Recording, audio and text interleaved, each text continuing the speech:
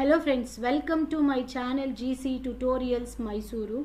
So ಈ ಸೆಷನ್ನಲ್ಲಿ ನಾನು 8ನೇ ತರಗತಿಯ ಕನ್ನಡ ಪದಗಳ ಅರ್ಥ ಪಾರ್ಟ್ 2 ವಿಡಿಯೋನ ಮಾಡ್ತಾ ಇದ್ದೇನೆ. ಸೊ ಈಗ ಆಲ್ರೆಡಿ ನಮ್ಮ ಚಾನಲ್ನಲ್ಲಿ 6ನೇ ತರಗತಿ 7ನೇ ತರಗತಿಯ ಕನ್ನಡ ಪದಗಳ ಅರ್ಥ ಅದರ ವಿಡಿಯೋಸು ನಮ್ಮ ಚಾನಲ್ನಲ್ಲಿ ಲಭ್ಯ ಇದೆ. ಯಾರೆಲ್ಲ ಆ ವಿಡಿಯೋಸ್ನ ನೋಡಿಲ್ಲ ಅದನ್ನು ನೋಡಿ, ಈ ವಿಡಿಯೋದ ಡಿಸ್ಕ್ರಿಪ್ಷನಲ್ಲಿ ಕೂಡ ಅದರ ಲಿಂಕ್ನ ನಾನು ಶೇರ್ ಮಾಡಿರ್ತೀನಿ. ಸೊ ಇದುವರೆಗೂ ಯಾರು ನಮ್ಮ ಚಾನಲ್ನ ಸಬ್ಸ್ಕ್ರೈಬ್ ಮಾಡದೆ ನೋಡ್ತಿದ್ದೀರಾ ಅವರು ದಯವಿಟ್ಟು ಒಂದು ಸಬ್ಸ್ಕ್ರೈಬ್ ಮಾಡಿ, ಬೆಲ್ ಬಟನ್ನ ಹಿಟ್ ಮಾಡಿ. ಸೊ ನೆಕ್ಸ್ಟು ನಾವು ಮಾಡುವಂಥ ಎಲ್ಲ ವಿಡಿಯೋಸು ಕೂಡ ನಿಮಗೆ ನೋಟಿಫಿಕೇಷನ್ ಬರೋದಕ್ಕೆ ತುಂಬ ಉಪಯೋಗ ಆಗುತ್ತೆ. ಸೊ ನೆಕ್ಸ್ಟ್ ಈಗ ಬರೋಣ.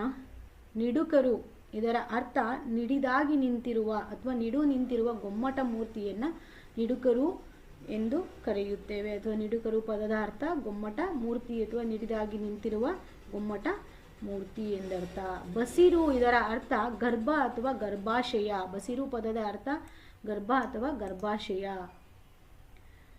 ಬಿಳಿಯ ಕೊಳ ಎಂದರೆ ಬೆಳಗೋಳ ಅಥವಾ ಶ್ರಾವಣ ಬೆಳಗೋಳವನ್ನು ಬಿಳಿಯ ಕೊಳ ಎಂದು ಕರೆಯುತ್ತೇವೆ. ಸೊ ಬಿಳಿಯ ಕೊಳದ ಅರ್ಥ ಬೆಳಗೋಳ ಅಥವಾ ಶ್ರಾವಣ ಬೆಳಗೋಳ. ಬೇಲನಾಡು, ಇದರ ಅರ್ಥ ಬೇಲೂರು. ಬೇಲನಾಡು ಇದರ ಅರ್ಥ ಬೇಲೂರು. ಮೊಗ, ಇದರ ಅರ್ಥ ಮುಖ. ಮೊಗ ಪದದ ಅರ್ಥ ಮುಖ. ಲತೆ, ಇದರ ಅರ್ಥ ಬಳ್ಳಿ. ಲತೆ ಪದದ ಅರ್ಥ ಬಳ್ಳಿ. ಸರ್ವ, ಇದರ ಅರ್ಥ ನೃಪತುಂಗನ ಮತ್ತೊಂದು ಹೆಸರು. ನೃಪತುಂಗನ ಮತ್ತೊಂದು ಹೆಸರು. ಸರ್ವ ಎಂದರೆ ನೃಪತುಂಗನ ಮತ್ತೊಂದು ಹೆಸರು. ಸುರಭಿ, ಇದರ ಅರ್ಥ ಸುಗಂಧ, ಸುವಾಸನೆ. ಸುರಭಿ ಪದದ ಅರ್ಥ ಸುಗಂಧ ಅಥವಾ ಸುವಾಸನೆ. ನಂದಿನಿ ಎಂದರೆ ಗೋವು. ನಂದಿನಿ ಪದದ ಅರ್ಥ ಗೋವು. ಹಿಮ, ಮಂಜು. ಕರಾವಳಿ, ಸಮುದ್ರ ತೀರ. ಕರಾವಳಿ ಪದದ ಅರ್ಥ ಸಮುದ್ರ ತೀರ. ಪೇರ್ದೆರೆ, ಇದರ ಅರ್ಥ ದೊಡ್ಡ ಅಲೆ ಎಂದರ್ಥ. ಪೇರ್ದೆರೆ ಪದದ ಅರ್ಥ ದೊಡ್ಡ ಅಲೆ. ಘೋಷ ಎಂದರೆ ಗಟ್ಟಿಯಾಗಿ ಏಳುವುದು. ಘೋಷ ಪದದ ಅರ್ಥ ಗಟ್ಟಿಯಾಗಿ ಏಳುವುದು. ಗಡಿ, ಇದರ ಅರ್ಥ ಸೀಮೆ ಅಥವಾ ಎಲ್ಲೆ ಎಂದರ್ಥ. ಗಡಿ ಪದದ ಅರ್ಥ ಸೀಮೆ ಅಥವಾ ಎಲ್ಲೆ ಎಂದರ್ಥ. ಯೋಧ ಎಂದರೆ ಸೈನಿಕ. ಯೋಧ ಪದದ ಅರ್ಥ ಸೈನಿಕ. ಕೊರಳು, ಇದರ ಅರ್ಥ ಧ್ವನಿ. ಕೊರಳು ಪದದ ಅರ್ಥ ಧ್ವನಿ. ತನು, ಇದರ ಅರ್ಥ ದೇಹ. ತೆರೆ ಅಂದರೆ ನೀಡು, ತ್ಯಾಗ ಮಾಡು ಎಂದರ್ಥ. ತೆರೆ ಪದದ ಅರ್ಥ ಅಥವಾ ತೆರು ಪದದ ಅರ್ಥ ನೀಡು, ತ್ಯಾಗ ಮಾಡು. ತೆರು ಪದದ ಅರ್ಥ ನೀಡು, ತ್ಯಾಗ ಮಾಡು. ಹುತಾತ್ಮ, ಇದರ ಅರ್ಥ ದೇಶಕ್ಕಾಗಿ ಪ್ರಾಣ ತೆತ್ತವ. ಹುತಾತ್ಮ ಎಂದರೆ ದೇಶಕ್ಕಾಗಿ ಪ್ರಾಣ ತೆತ್ತವ. ಸ್ಮರಣೆ ಎಂದರೆ ನೆನಪು. ಸ್ಮರಣೆ ಪದದ ಅರ್ಥ ನೆನಪು. ನೆರೆ ಎಂದರೆ ಪಕ್ಕ. ನೆರೆ ಹೊರೆ ಅಂತ ಕೇಳಿದ್ದು. ನೆರೆ ಎಂದರೆ ಪಕ್ಕ. ನೆರಳು ಎಂದರೆ ಆಶ್ರಯ. ನೆರಳು ಆಶ್ರಯ. ಮೊಳಗು ಎಂದರೆ ಅಬ್ಬರ. ಮೊಳಗು ಅಬ್ಬರ. ಬೆಳಕು ಜ್ಞಾನ. ಬೆಳಕು ಜ್ಞಾನ. ಅಪ್ಪುಕೈ, ಇದರ ಅರ್ಥ ಅಪ್ಪಿಕೊಳ್ಳು ಅಥವಾ ಸ್ವೀಕರಿಸು. ಅಪ್ಪುಕೈ ಪದದ ಅರ್ಥ ಅಪ್ಪಿಕೊಳ್ಳು, ಸ್ವೀಕರಿಸು. ಹಾಮಿಕೆ, ಅಹಮಿಕೆ ಪದದ ಅರ್ಥ ಅಹಂಕಾರ. ಅಹಂ ಅಂತ ಹೇಳ್ತೀವಲ್ಲ, ಅಹಮಿಕೆ ಪದದ ಅರ್ಥ ಅಹಂಕಾರ. ಇಹಲೋಕ ಅಂದರೆ ಭೂಲೋಕ. ಇದು ಆಲ್ರೆಡಿ 7ನೇ ಕ್ಲಾಸಲ್ಲೂ ಕೂಡ ಬಂದಿರುವಂಥ ಪದ ಆಗಿದೆ ಇದು. ಸೊ ಕೂರ್ಪು ಎಂದರೆ ಒಲವು, ಪ್ರೀತಿ ಎಂದರ್ಥ. ಕೂರ್ಪು ಪದದ ಅರ್ಥ ಒಲವು, ಪ್ರೀತಿ. ಚಂಚಲತೆ ಎಂದರೆ ಸ್ಥಿರವಲ್ಲದ. ಚಂಚಲತೆ ಎಂದರೆ ಸ್ಥಿರವಲ್ಲದ. ಜೀವಾಮೃತ ಎಂದರೆ ಬದುಕಿದ್ದು ಸತ್ತಿರುವ. ಬದುಕಿದ್ದು ಸತ್ತಂತಿರುವುದನ್ನು ಜೀವಾಮೃತ. ಜೀವಾಮೃತ ಎಂದರೆ ಬದುಕಿದ್ದು ಸತ್ತಂತಿರುವ. ತಂಗು ಅಂದರೆ ಇಳಿದುಕೋ, ಬೀಡು ಬಿಡು ಎಂದರ್ಥ. ಇಳಿದುಕೋ ಅಥವಾ ಬೀಡು ಬಿಡು ಎಂದರ್ಥ. ದುರ್ಬರ ಅಂದರೆ ತಾಳಲಾಗದ. ದುರ್ಬರ ಪದದ ಅರ್ಥ ತಾಳಲಾಗದ. ದೋಷ ಎಂದರೆ ತಪ್ಪು ಅಥವಾ ಕುಂದು ಕೊರತೆ. ದೋಷ ಪದದ ಅರ್ಥ ತಪ್ಪು ಅಥವಾ ಕುಂದು ಕೊರತೆ. ಸೊ ಫ್ರೆಂಡ್ಸ್, ಇನ್ನೂ ಯಾರು ನಮ್ಮ ಚಾನೆಲ್ನ ಸಬ್ಸ್ಕ್ರೈಬ್ ಮಾಡದೆ ನೋಡ್ತಾ ಇದ್ದೀರಾ ದಯವಿಟ್ಟು ಒಂದು ಸಬ್ಸ್ಕ್ರೈಬ್ ಮಾಡಿಕೊಂಡು ಬೆಲ್ ಬಟನ್ನ ಹಿಟ್ ಮಾಡಿ. ಸೊ ನಾವು ಮಾಡೋವಂಥ ಎಲ್ಲ ವಿಡಿಯೋಸು ನಿಮ್ಮ ನೋಟಿಫಿಕೇಷನ್ಗೆ ಬಂದು ತಲುಪೋದಕ್ಕೆ ತುಂಬ ಉಪಯೋಗ ಆಗುತ್ತೆ. ಸೊ ನೆಕ್ಸ್ಟು ಬಂದು 9ನೇ ತರಗತಿ 10ನೇ ತರಗತಿ ಕನ್ನಡ ಪದಗಳ ಅರ್ಥನೂ ಕೂಡ ನಮ್ಮ ಚಾನಲ್ನಲ್ಲಿ ಸಿಗುತ್ತೆ. ಸೊ ಅದು ಆದ ನಂತರ ಸೈನ್ಸ್ ಚಾಪ್ಟರ್ಸು ಕೂಡ ನಾನು ನೆಕ್ಸ್ಟು ಮಾಡೋದಿದ್ದೇನೆ. ಸೊ ನಾವು ಮಾಡುವಂಥ ಎಲ್ಲ ವಿಡಿಯೋಸು ನಿಮಗೆ ತಲುಪಬೇಕು ಅನ್ನೋದಿದ್ರೆ ನೀವು ಫಸ್ಟು ಒಂದು ಸಬ್ಸ್ಕ್ರೈಬ್ ಮಾಡಿಕೊಂಡು ನೋಡಿ. ಸೊ ನೆಕ್ಸ್ಟ್ ದೋಷ ಅಂದರೆ ತಪ್ಪು, ಕುಂದು, ಕೊರತೆ. ನುಡಿ ಎಂದರೆ ಮಾತು. ನುಡಿ ಪದದ ಅರ್ಥ ಮಾತು. ನೆವ ಕಾರಣ. ನೆವ ಕಾರಣ. ಪಸರಿಸು, ಹರಡು, ವಿಸ್ತರಿಸು. ಬವಣೆ ಇದರ ಅರ್ಥ ಕಷ್ಟ. ಬವಣೆ ಕಷ್ಟ. ಬಾಗು, ಮಣಿ, ಬಗ್ಗು, ಶರಣಾಗು. ಬಾಗು ಪದದ ಅರ್ಥ ಮಣಿ, ಬಗ್ಗು, ಶರಣಾಗು ಎಂದರ್ಥ. ಮಿಗಿಲು ಎಂದರೆ ಶ್ರೇಷ್ಠ. ಮಿಗಿಲು ಪದದ ಅರ್ಥ ಶ್ರೇಷ್ಠ. ರಸಪಾಕ ಇದರ ಅರ್ಥ ರುಚಿಯಾದ ಅಡುಗೆ. ರಸಪಾಕ ರುಚಿಯಾದ ಅಡುಗೆ. ವಂಚನೆ ಮೋಸ. ವಂಚನೆ ಪದದ ಅರ್ಥ ಮೋಸ. ಹದ ಅಂದರೆ ಪಕ್ವತೆ. ಹದ ಪಕ್ವತೆ ಅಥವಾ ಸರಿಯಾದ ಸ್ಥಿತಿಯನ್ನು ಹದ ಎಂದರ್ಥ. ಸೊ ಕೋಕಿಲವಾಣಿ. ಕೋಕಿಲವಾಣಿ ಅಂದರೆ ಕೋಗಿಲೆಯ ಧ್ವನಿ. ಕೋಕಿಲವಾಣಿ ಕೋಗಿಲೆಯ ಧ್ವನಿ. ಜಗ ಜಗತ್ತು. ಕಾನನ ಅಂದರೆ ಕಾಡು ಅರಣ್ಯ. ಕಾನನ ಪದದ ಅರ್ಥ ಕಾಡು ಅರಣ್ಯ. ಈ ವರ್ಡ್ ಅಂತೂ ಈ ಏನು ಕಾನನ ಪದ ಇದೆ ಇದು ತುಂಬ ಎಕ್ಸಾಮ್ಸಲ್ಲಿ ರಿಪೀಟ್ ಕೇಳಿರುವಂಥ ಕ್ವೆಶನ್ ಆಗಿದೆ. ಸೊ ಫ್ರೆಂಡ್ಸ್ ಇದನ್ನು ನೆನ್ಪಿಟ್ಕೊಳ್ಳಿ. ಕಾನನ ಪದದ ಅರ್ಥ ಕಾಡು ಅರಣ್ಯ. ಕಂದರ ಅಂದರೆ 2 ಬೆಟ್ಟಗಳ ನಡುವಿನ ಕಣಿವೆಯನ್ನು ಕಂದರ ಎನ್ನುತ್ತೇವೆ. ಕಂದರ ಪದದ ಅರ್ಥ 2 ಬೆಟ್ಟಗಳ ನಡುವಿನ ಕಣಿವೆಯನ್ನು ಕಂದರ ಎನ್ನುತ್ತೇವೆ. ಶ್ರೇಣಿ ಎಂದರೆ ಸಾಲು ಅಥವಾ ಸರಣಿ ಎಂದರ್ಥ. ಶ್ರೇಣಿ ಪದದ ಅರ್ಥ ಸಾಲು, ಸರಣಿ. ಮರುದನಿ ಅಂದರೆ ಮಾರ್ದನಿ, ಪ್ರತಿಧ್ವನಿ. ಇದು 7ನೇ ಕ್ಲಾಸಲ್ಲೂ ಬಂದಿರುವಂಥ ಪದ ಆಗಿದೆ. ಸೊ ಮರುಧ್ವನಿ ಪದದ ಅರ್ಥ ಮಾರ್ದನಿ, ಪ್ರತಿಧ್ವನಿ. ಮಹಾಂಬರ ಅಂದರೆ ವಿಶಾಲವಾದ ಆಕಾಶ. ಮಹಾಂಬರ ಪದದ ಅರ್ಥ ವಿಶಾಲವಾದ. ಅಂಬರ ಅಂದರೆ ಆಕಾಶ. ಸೊ ಮಹಾಂಬರ ಅಂದರೆ ವಿಶಾಲವಾದ ಆಕಾಶ. ಕೈಪರೆ ಅಂದರೆ ಚಪ್ಪಾಳೆ. ಕೈಪರೆ ಪದದ ಅರ್ಥ ಚಪ್ಪಾಳೆ.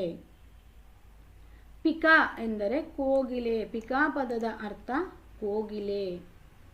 ಆಲಿಸು ಇದರ ಅರ್ಥ ಮನವಿಟ್ಟು ಕೇಳು. ಆಲಿಸು ಪದದ ಅರ್ಥ ಮನವಿಟ್ಟು ಕೇಳು. ತರ್ಜುಮೆ ಅಂದರೆ ಭಾಷಾಂತರ. ಭಾಷಾಂತರ ಅಂದರೆ ಒಂದು ಭಾಷೆಯಿಂದ ಇನ್ನೊಂದು ಭಾಷೆಗೆ ಅನುವಾದಿಸುವುದನ್ನು ತರ್ಜುಮೆ ಎನ್ನುತ್ತೇವೆ. ತರ್ಜುಮೆ ಎಂದರೆ ಭಾಷಾಂತರ ಮಾಡೋದು. ಸೊ ಭಾಷಾಂತರ ಅಂದರೆ ಒಂದು ಭಾಷೆಯಿಂದ ಇನ್ನೊಂದು ಭಾಷೆಗೆ ಅನುವಾದ ಮಾಡೋದನ್ನು ತರ್ಜುಮೆ ಎಂದು ಕರೆಯುತ್ತೇವೆ. ಮಲೆ ಎಂದರೆ ಬೆಟ್ಟ. ಮಲೆ ಪದದ ಅರ್ಥ ಬೆಟ್ಟ. ಕಾಡು ಇದು ಗುಡ್ಡಗಳನ್ನೊಳಗೊಂಡ ಒಂದು ಸಹ್ಯಾದ್ರಿಯನ್ನು ಕಾಡು ಎನ್ನುತ್ತೇವೆ. ಗುಡ್ಡಗಳನ್ನೊಳಗೊಂಡ ಸಹ್ಯಾದ್ರಿಯನ್ನು ಕಾಡು. ನೋಬೆಲ್. ನೋಬೆಲ್ ಎಂದರೆ ಇದು ಒಂದು ಸಾಧನೆ ಮಾಡಿದವರಿಗೆ, ಒಂದು ನಿರ್ದಿಷ್ಟ ಕ್ಷೇತ್ರಗಳಲ್ಲಿ ಸಾಧನೆ ಮಾಡಿದವರಿಗೆ ಕೊಡಲಾಗುವ ಒಂದು ಅಂತಾರಾಷ್ಟ್ರೀಯ ಪ್ರಶಸ್ತಿಯನ್ನು ನೊಬೆಲ್ ಎನ್ನುತ್ತೇವೆ. ನೋಬೆಲ್ ಇದರ ಅರ್ಥ ನೊಬೆಲ್ ಅಂದರೆ ನಿರ್ದಿಷ್ಟ ಕ್ಷೇತ್ರಗಳಲ್ಲಿ ಸಾಧನೆ ಮಾಡಿದವರಿಗೆ ಕೊಡಲಾಗುವ ಒಂದು ಅಂತಾರಾಷ್ಟ್ರೀಯ ಪ್ರಶಸ್ತಿ ಇದಾಗಿರುತ್ತೆ. ಸೊ ಅರಣ್ಯರೋದನ ಅಂದರೆ ಯಾರ ಕಿವಿಗೂ ಬೀಳದ ಕೂಗನ್ನು ಅರಣ್ಯರೋದನ. ಅರಣ್ಯರೋದನ ಪದದ ಅರ್ಥ ಯಾರ ಕಿವಿಗೂ ಬೀಳದ ಕೂಗು. ಬಡಿದು ಅಂದರೆ ಒಡೆತ ಕೊಡು ಅಥವಾ ಒಡೆ ಎಂದರ್ಥ. ಬಡಿದು ಪದದ ಅರ್ಥ ಒಡೆತ ಕೊಡು ಅಥವಾ ಒಡೆ ಎಂದರ್ಥ. ಪ್ರಸಾದ ಅಂದರೆ ಅನುಗ್ರಹ, ಹರ್ಷ.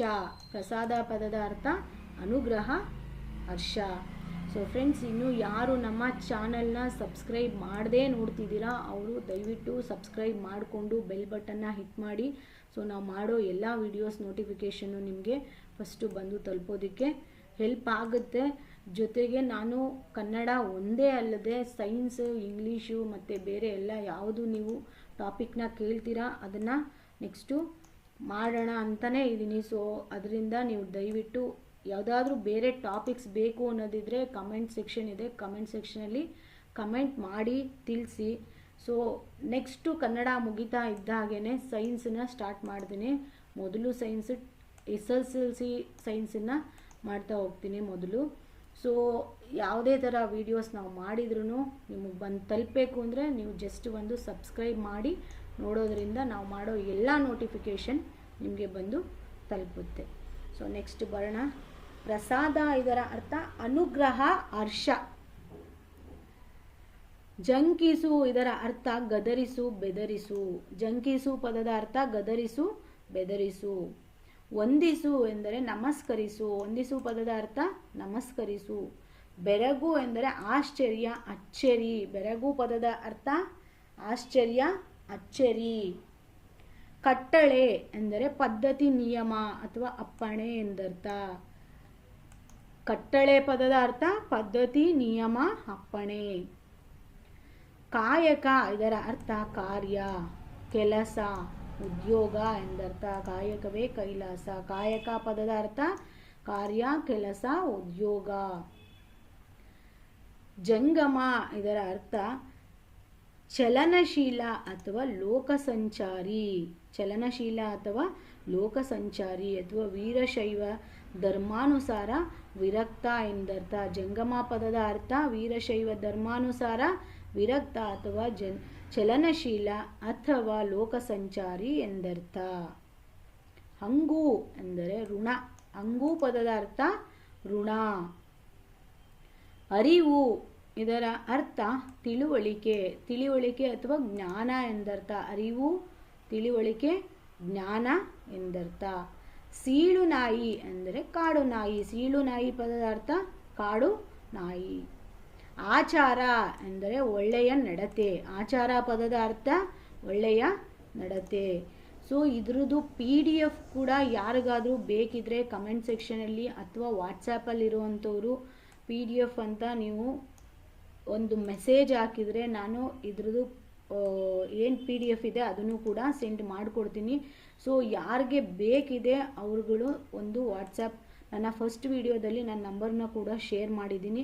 ಸೊ ನನ್ನ ಚಾನಲ್ನಲ್ಲಿ ನನ್ನ ಎಲ್ಲ ವೀಡಿಯೋಸ್ನ ಡಿಸ್ಕ್ರಿಪ್ಷನ್ ಬಾಕ್ಸಲ್ಲಿ ಲಿಂಕಲ್ಲೇ ಇದ್ದೇ ಇರುತ್ತೆ. ಸೊ ನೀವು ಆ ನಂಬರ್ನ ತಗೊಳ್ಳಿ. ಬೇಕಿದ್ದವರು ಒಂದು PDF ಅಂತ ನೀವೊಂದು ಮೆಸೇಜ್ ಹಾಕಿದರೆ ಯಾವುದದು ನಿಮಗೆ PDF ಬೇಕಾಗಿರುತ್ತೆ ಆ PDFನ ನಾನು ನಿಮಗೆ ಫ್ರೀ ಆಫ್ ಕಾಸ್ಟಲ್ಲೇ, ಇದಕ್ಕೆ ಯಾವುದೇ ರೀತಿ ಫೀಸ್ ಅಂತ ಏನೂ ಇಲ್ಲ. ಸೊ ಫ್ರೀ ಆಫ್ ಕಾಸ್ಟಲ್ಲಿನೇ ನಿಮಗೆ ಇದ್ರದ್ದು PDF ಕೂಡ ಸಿಗುತ್ತೆ. ಸೊ ಏನಪ್ಪ 10ರಿಂದ 15 ಪೇಜ್ ಇದೆ, ಇದು ಪ್ರಿಂಟ್ ತಗೊಳ್ಳೋದು ಹೇಗೆ ಅಂತಲೂ ಅಂದ್ಕೊಳ್ಬೇಡಿ. ಯಾಕೆ ಅಂದರೆ ಅದನ್ನು 1ರಿಂದ 2 ಪೇಜಲ್ಲೇ ನಿಮಗೆ ಇಷ್ಟು PDF ಕೂಡ ಆಗೋ ಥರ ನಾನು ಒಂದು PDFನ ಮಾಡಿ ನಿಮಗೆ ಸೆಂಡ್ ಮಾಡಿಕೊಡ್ತೀನಿ. ಸೊ ನೆಕ್ಸ್ಟ್ ಬರೋಣ. ಆಚಾರ ಅಂದರೆ ಒಳ್ಳೆಯ ನಡತೆ.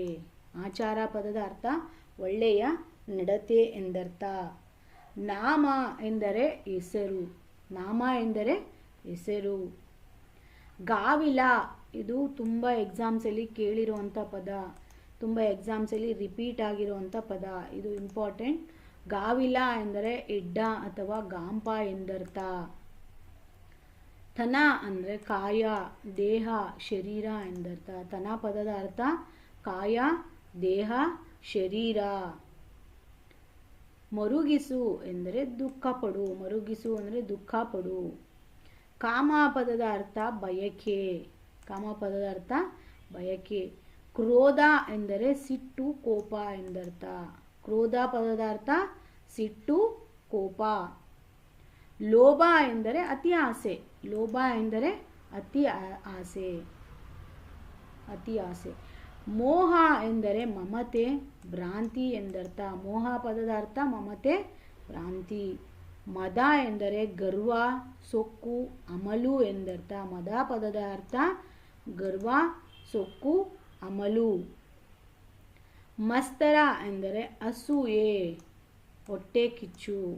ಮಸ್ತರ ಪದದ ಅರ್ಥ ಅಸೂಯೆ, ಹೊಟ್ಟೆ ಕಿಚ್ಚು. ಛೇದಿಸು ಇದರ ಅರ್ಥ ಬೇರ್ಪಡಿಸು, ತುಂಡರಿಸು.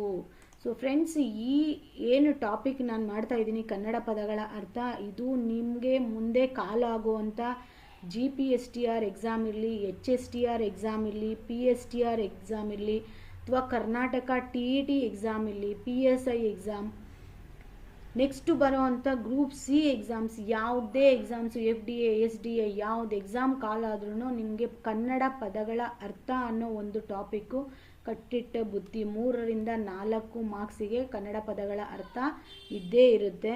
ಸೊ GPSTR ಅಥವಾ FDA SDA ಎಕ್ಸಾಮ್ಸಲ್ಲಂತೂ 8 ರಿಂದ 10 ಮಾರ್ಕ್ಸಿಗೆ ನಿಮಗೆ ಕನ್ನಡ ಪದಗಳ ಅರ್ಥನ ಕೇಳೋವಂಥ ಚಾನ್ಸಸ್ ಇರುತ್ತೆ.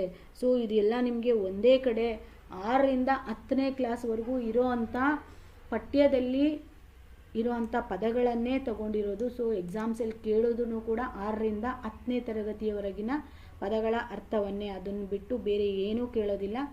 ಸೊ ಅದರಿಂದ ನಿಮಗೆ ಉಪಯೋಗ ಆಗುತ್ತೆ. ಸೊ ಸಬ್ಸ್ಕ್ರೈಬ್ ಮಾಡಿಕೊಂಡು ನೋಡಿ. ಮಸ್ತರ, ಇದರ ಅರ್ಥ ಅಸೂಯೆ, ಹೊಟ್ಟೆ ಕಿಚ್ಚು. ಛೇದಿಸು, ಬೇರ್ಪಡಿಸು, ತುಂಡರಿಸು. ರೋಷ, ಸಿಟ್ಟು, ಕೋಪ ಎಂದರ್ಥ. ಪಾಶ ಎಂದರೆ ಬಂಧನ, ಕಟ್ಟುಪಾಡು. ಸಲಹು ಎಂದರೆ ಕಾಪಾಡು, ರಕ್ಷಿಸು. ಆತ್ಮ ಅಂದರೆ ತನ್ನ ಎಂದರ್ಥ. ಆತ್ಮ ಎಂದರೆ ತನ್ನ. ಉಡುರಾಜ ಅಂದರೆ ನಕ್ಷತ್ರಾಧಿಪತಿ ಅಥವಾ ಚಂದ್ರ ಎಂದರ್ಥ. ನಕ್ಷತ್ರಾಧಿಪತಿ ಅಥವಾ ಚಂದ್ರ ಎಂದರ್ಥ. ಉಡುರಾಜ ಪದದ ಅರ್ಥ ನಕ್ಷತ್ರಾಧಿಪತಿ ಅಥವಾ ಚಂದ್ರ ಎಂದರ್ಥ. ಊರ್ಜಿತ ಎಂದರೆ ರೂಢಿಯಲ್ಲಿರುವ. ಊರ್ಜಿತ ಪದದ ಅರ್ಥ ರೂಢಿಯಲ್ಲಿರುವ. ಹೊಲ್ಮೆ ಎಂದರೆ ಪ್ರೀತಿ. ಹೊಲ್ಮೆ ಎಂದರೆ ಪ್ರೀತಿ. ಕೆಲ ಎಂದರೆ ಕೆಲವು.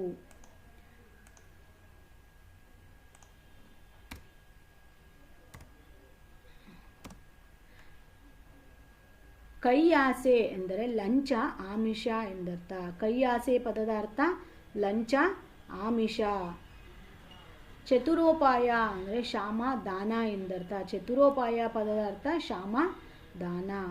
ದ್ವಿಜ ಎಂದರೆ ಬ್ರಾಹ್ಮಣ. ವೆರಿ ಇಂಪಾರ್ಟೆಂಟ್, ಇದು ತುಂಬ ಎಕ್ಸಾಮ್ಸಲ್ಲಿ ರಿಪೀಟ್ ಆಗಿರುವಂಥ ಪದಗಳ ಅರ್ಥದಲ್ಲಿ ಇದು ಒಂದಾಗಿದೆ. ಸೊ ದ್ವಿಜ ಪದದ ಅರ್ಥ ಬ್ರಾಹ್ಮಣ. ನೃಗ್ರೋಧ, ಇದರ ಅರ್ಥ ಆಲದ ಮರ. ನೃಗ್ರೋಧ ಪದದ ಅರ್ಥ ಆಲದ ಮರ. ಪರಿಕಾರ್ಯ ಅಂದರೆ ಸ್ವಾಮಿ ಕಾರ್ಯ ಅಥವಾ ಆಸಕ್ತನಾದವನು. ಪರಿಕಾರ್ಯ ಪದದ ಅರ್ಥ ಸ್ವಾಮಿ ಕಾರ್ಯ. ಪಾಲಿಸು ಎಂದರೆ ಕಾಪಾಡು, ಸಲಹು ಎಂದರ್ಥ. ಪಾಲಿಸು ಪದದ ಅರ್ಥ ಕಾಪಾಡು, ಸಲಹು. ಪೇರ್ಚು ಎಂದರೆ ಹೆಚ್ಚು ಅಥವಾ ವೃದ್ಧಿಸು ಎಂದರ್ಥ. ಪೇರ್ಚೋದು ಅಂದರೆ ವೃದ್ಧಿಸೋದು, ಹೆಚ್ಚಿಸೋದು, ಹೆಚ್ಚೋದು ಎಂದರ್ಥ. ಪೇರ್ಮರ ಎಂದರೆ ದೊಡ್ಡ ಮರ. ಪೇರ್ಮರ ಪದದ ಅರ್ಥ ದೊಡ್ಡ ಮರ. ಇದೂ ಕೂಡ ಎಕ್ಸಾಮಲ್ಲಿ ರಿಪೀಟ್ ಆಗಿರೋ ಕ್ವೆಶನ್ ಆಗಿದೆ. Very important question. ಪೇರ್ಮರ ಪದದ ಅರ್ಥ ದೊಡ್ಡ ಮರ. ಪೊರೆ ಎಂದರೆ ಕಾಪಾಡು. ಪೊರೆ ಪದದ ಅರ್ಥ ಕಾಪಾಡು. ಬಲ್ಲಿದ ಎಂದರೆ ಬಲಿಷ್ಠ, ಹಣವಂತ. ಬಲ್ಲಿದ ಪದದ ಅರ್ಥ ಬಲಿಷ್ಠ, ಹಣವಂತ. ಭಾಜಕ ಎಂದರೆ ಪೋಷಿಸುವವನು, ಪೂಜಿಸುವವನನ್ನು ಭಾಜಕ ಎನ್ನುತ್ತಾರೆ. ಪೂಜಿಸುವವನನ್ನು ಭಾಜಕ. ಭಟ ಎಂದರೆ ಸೈನಿಕ. ಭಟ ಪದದ ಅರ್ಥ ಸೈನಿಕ. ಮಿಡಿ ಎಂದರೆ ಈಚು. ಮಿಡಿ ಪದದ ಅರ್ಥ ಈಚು. ವರ್ಣ ಎಂದರೆ ಅಕ್ಷರ. ಋತಿ ಎಂದರೆ ನಿಯಮವುಳ್ಳವನು. ಋತಿ ಪದದ ಅರ್ಥ ನಿಯಮ ಉಳ್ಳವನು. ಮುನಿ ಎಂದರೆ ತಪಸ್ವಿ. ಮುನಿ ಪದದ ಅರ್ಥ ತಪಸ್ವಿ. ಸೊ ಫ್ರೆಂಡ್ಸ್, ಆ್ಯಕ್ಚುಲಿ ನಂದು ಸೈನ್ಸ್ ಸಬ್ಜೆಕ್ಟ್, ಬಟ್ ಕನ್ನಡ ಪದಗಳ ಅರ್ಥವನ್ನು ನಾನು ಯಾವುದೋ ಒಂದು ಕಾಂಪಿಟೇಟಿವ್ ಎಕ್ಸಾಮ್ಸ್ ತಗೊಂಡಿದ್ದಾಗ ಇದು ಎಷ್ಟು ಇಂಪಾರ್ಟೆಂಟ್ ಅಂತ ಗೊತ್ತಾಯಿತು. ಅದರಿಂದ ನಾನು ಫಸ್ಟು ಕನ್ನಡ ಪದಗಳ ಅರ್ಥವನ್ನು, ಸೊ ಯಾಕೆ ಅಂದರೆ ನನ್ನ ಹತ್ರ ಯಾವುದೇ ರೀತಿ government books 6th to 10th books ಯಾವುದೇ ರೀತಿ ಬುಕ್ಸು ನನ್ನ ಹತ್ರ ಇರಲಿಲ್ಲ. ಸೊ ಈ ಪದಗಳ ಅರ್ಥ ಅಂತ ಒಂದು ಟಾಪಿಕ್ಗೋಸ್ಕರ 6 ರಿಂದ 10ನೇ ಕ್ಲಾಸಿನ ಕನ್ನಡ ಟೆಕ್ಸ್ಟ್ ಬುಕ್ಕನ್ನು ನಾನು ತಗೊಂಡು ಬಂದಿದ್ದೆ. ಸೊ ಅದನ್ನು ಕಲೆಕ್ಟ್ ಮಾಡಿ ಮತ್ತು ಅದನ್ನು ತೆಗೆದು ಎಲ್ಲನೂ ಒಂದೊಂದು ಪಾಠದಿಂದನೂ ನಾವು ಸಪ್ರೇಟಾಗಿ ಮಾಡಿಕೊಂಡು ಓದೋದು ತುಂಬ ಕಷ್ಟ ಅನ್ನೋದು ನನಗೆ ಆಲ್ರೆಡಿ ಆವಾಗಲೇ ಗೊತ್ತಾಗಿದ್ದು. ಸೊ ಅದರಿಂದ ನಾನು ನೆಕ್ಸ್ಟು ಯಾವುದಾದ್ರೂ ಎಕ್ಸಾಮ್ಸ್ಗೆ ಇದನ್ನು ನೀವು ಓದಬೇಕು ಅಂತ ಇದ್ದವರಿಗೆ ತುಂಬ ಹೆಲ್ಪ್ ಆಗಲಿ ಅಂತಾನೆ ನಾನು ಈ ಕನ್ನಡ ಪದಗಳ ಅರ್ಥವನ್ನು ಫಸ್ಟು ತೊಗೊಂಡಿದ್ದೆ. ಆ್ಯಕ್ಚುಲಿ ಸೈನ್ಸ್ನೇ ಮಾಡಬೇಕು ಅಂತಲೇ ನಾನು ಫಸ್ಟ್ ವಿಡಿಯೋ ಬಂದು ಸೈನ್ಸೇ ಆಗಿತ್ತು. ಸೊ ಇದನ್ನು ನನಗೆ ಗೊತ್ತಿರೋ ಹಾಗೆ ಕನ್ನಡ ಪದಗಳ ಅರ್ಥ ನಿಮ್ಗೆ ಗೊತ್ತಾಗಬೇಕು ಅಂತಂದರೆ 6ರಿಂದ 10ನೇ ತರಗತಿಯ ಪುಸ್ತಕಗಳನ್ನು ತಗೊಂಡೇ ಪಠ್ಯ ಪುಸ್ತಕದಲ್ಲಿರೋದನ್ನೇ ನೀವು ಕಲಿಬೇಕಾಗುತ್ತೆ. ಸೊ ಇದು ಒಂದು ಕಡೆ ನಿಮಗೆ ಪ್ಲೇಲಿಸ್ಟ್ ಸಿಕ್ಕಿದ್ರೆ ಉಪಯೋಗ ಆಗ್ಬೋದು ಅಂದ್ಕೊಂಡೆ ಇದನ್ನು ನಾನು ಫಸ್ಟು ಮಾಡ್ತಾಯಿದ್ದೇನೆ. ಸೊ ದಯವಿಟ್ಟು ಸಬ್ಸ್ಕ್ರೈಬ್ ಮಾಡಿ ನೋಡಿ. ಈಗ ಆಲ್ರೆಡಿ 6ನೇ ತರಗತಿದು 7ನೇ ತರಗತಿದು ಕಂಪ್ಲೀಟ್ ಆಯಿತು. ಸೊ ಇದು ಬಂದು 8ನೇ ತರಗತಿದು ಕೊನೆ ವಿಡಿಯೋ. ಆಲ್ರೆಡಿ ಫಸ್ಟ್ ಪಾರ್ಟು ನಮ್ಮ ಚಾನಲ್ನಲ್ಲಿ ಸಿಗುತ್ತೆ. ಸೊ GC ಟ್ಯುಟೋರಿಯಲ್ಸ್ ಅಂತ ಸರ್ಚ್ ಮಾಡಿದರೆ ನಿಮಗೆ ಅಲ್ಲೇ ನಮ್ಮ ಪ್ಲೇಲಿಸ್ಟ್ ಏನಿದೆ ಎಲ್ಲನೂ ಓಪನ್ ಆಗುತ್ತೆ. ಸೊ ಈ ವಿಡಿಯೋದ ಡಿಸ್ಕ್ರಿಪ್ಷನಲ್ಲೂ ಕೂಡ ನಾನು ಎಲ್ಲ ವೀಡಿಯೋಸ್ ಲಿಂಕನ್ನು ಶೇರ್ ಮಾಡಿರ್ತೀನಿ. ಯಾರೆಲ್ಲ ನೋಡಿಲ್ಲ ಆ ವೀಡಿಯೋಸ್ನ ದಯವಿಟ್ಟು ನೋಡಿ. 6, 7ನೇ ತರಗತಿ, ಇದು 8ನೇ ತರಗತಿಯ ಕೊನೆಯ ವಿಡಿಯೋ ಆಗಿರುತ್ತೆ. ನಾಳಿನ ವಿಡಿಯೋದಲ್ಲಿ 9ನೇ ತರಗತಿಯ ಕನ್ನಡ ಪದಗಳ ಅರ್ಥವನ್ನು ತಗೊಳ್ತೀನಿ. ಓಕೆ, ನೆಕ್ಸ್ಟ್ ಬರೋಣ. ಸಂಪನ್ನ ಎಂದರೆ ಗುಣಶಾಲಿ. ಸಂಪನ್ನ ಪದದ ಅರ್ಥ ಗುಣಶಾಲಿ. ಸಾಧನ ಎಂದರೆ ಸಹಾಯ. ಸಾಧನ ಪದದ ಅರ್ಥ ಸಹಾಯ. ಕ್ರತು ಎಂದರೆ ಯಾಗ ಯಜ್ಞ. ಕ್ರತು ಪದದ ಅರ್ಥ ಯಾಗ ಯಜ್ಞ. ಕ್ಷಿತಿಯ ಮರರು ಎಂದರೆ ಬ್ರಾಹ್ಮಣರು. ಕ್ಷಿತಿಯ ಮರರು ಎಂದರೆ ಬ್ರಾಹ್ಮಣರು. ಕತಿ ಎಂದರೆ ಕೋಪ, ದುಃಖ, ಅಳಲು ಎಂದರ್ಥ. ಕತಿ ಪದದ ಅರ್ಥ ಕೋಪ, ದುಃಖ, ಅಳಲು ಎಂದರ್ಥ. ನೆರೆದಲೆ ಎಂದರೆ ರಾಗಿ. ನೆರೆದಲೆ ಪದದ ಅರ್ಥ ರಾಗಿ. ನೆಲ್ಲು ಎಂದರೆ ಭತ್ತ. ನೆಲ್ಲು ಪದದ ಅರ್ಥ ಭತ್ತ. ಪಕ್ಷಪಾತ ಎಂದರೆ ಭೇದ ಭಾವ. ಪಕ್ಷಪಾತ ಪದದ ಅರ್ಥ ಭೇದ ಭಾವ. ಪಥೀಕರಿಸಲು ಎಂದರೆ ಅಂಗೀಕರಿಸಲು. ಪಥೀಕರಿಸಲು ಪದದ ಅರ್ಥ ಅಂಗೀಕರಿಸಲು. ಪಿಸುಣ ಎಂದರೆ ಚಾಡಿಕೋರ, ನೀಚ. ಪ್ರತಿಷ್ಠಾ ಎಂದರೆ ಗರ್ವ. ಪ್ರತಿಷ್ಠೆ ಅಂತ ಕೇಳಿರ್ತಾರಲ್ಲ, ಗರ್ವ. ಪ್ರತಿಷ್ಠಾ ಪದದ ಅರ್ಥ ಗರ್ವ. ವಿರಂಚಿ ಎಂದರೆ ಬ್ರಹ್ಮ ಅಜ ಎಂದರ್ಥ. ವಿರಂಚಿ ಪದದ ಅರ್ಥ ಬ್ರಹ್ಮ ಅಜ. ಸೊ ಇದು ಎಕ್ಸಾಮಲ್ಲಿ ರಿಪೀಟ್ ಆಗಿರೋ ಕ್ವೆಶ್ಚನ್ ಆಗಿದೆ, ನೋಡ್ಕೊಳ್ಳಿ.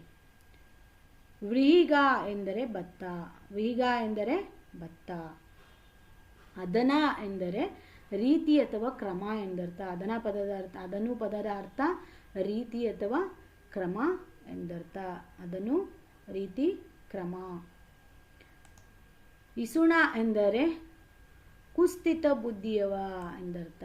ಇಸುಣ ಪದದ ಅರ್ಥ ಕುಸ್ಥಿತ ಬುದ್ಧಿಯವರನ್ನು ಇಸುಣ ಎನ್ನುತ್ತೇವೆ. ಇಸುಣ ಪದದ ಅರ್ಥ ಕುಸ್ಥಿತ ಬುದ್ಧಿಯವ ಎಂದರ್ಥ. ಸೊ ಫ್ರೆಂಡ್ಸ್, ಇದು 8ನೇ ಕ್ಲಾಸಿನ ಈ ಸೆಷನಲ್ಲಿ 8ನೇ ಕ್ಲಾಸಿನ ಪದಗಳ ಅರ್ಥ ಮುಗಿದಿದೆ. ಸೊ ಇದು 2ನೇ ವಿಡಿಯೋ ಆಗಿರುತ್ತೆ. ಆಲ್ರೆಡಿ 6, 7 ಕ್ಲಾಸಿಂದು ನಿಮಗೆ ಆಲ್ರೆಡಿ ನಮ್ಮ ಚಾನಲಲ್ಲಿ ಲಭ್ಯವಿದೆ.